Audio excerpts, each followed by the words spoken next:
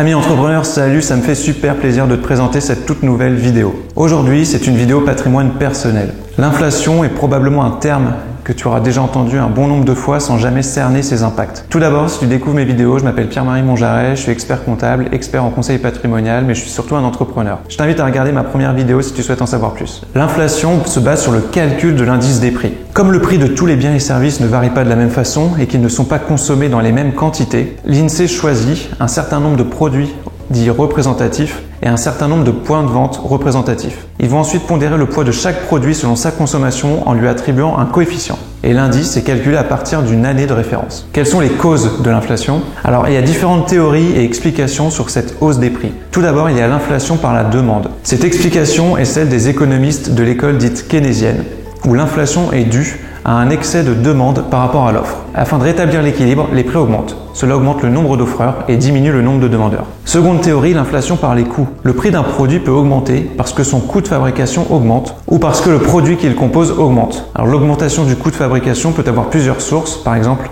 ça peut provenir d'une hausse des salaires. Il peut également y avoir l'augmentation des matières premières. Si ces matières premières sont achetées à l'étranger, on parle d'inflation importée. Ce type d'inflation peut conduire à une spirale dite inflationniste. C'est-à-dire que l'augmentation des salaires va induire une augmentation des prix qui entraînera une revendication des hausses de salaire pour maintenir le pouvoir d'achat à l'équilibre. Et cette spirale est sans fin. Troisième théorie, la théorie monétaire. Celle-ci provient des théoriciens dits libéraux. Pour eux, l'augmentation des prix provient d'une création de monnaie excessive.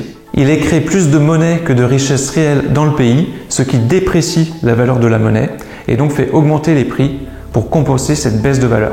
Maintenant qu'on a vu les causes, parlons des conséquences de l'inflation. Comme tout, il y a des avantages et des inconvénients. Les inconvénients de l'inflation portent principalement sur le fait que ça va pénaliser les épargnants et d'une manière générale toutes les personnes à revenu fixe. En effet, l'inflation fait baisser le pouvoir d'achat. Le revenu va rester identique alors que les prix vont augmenter.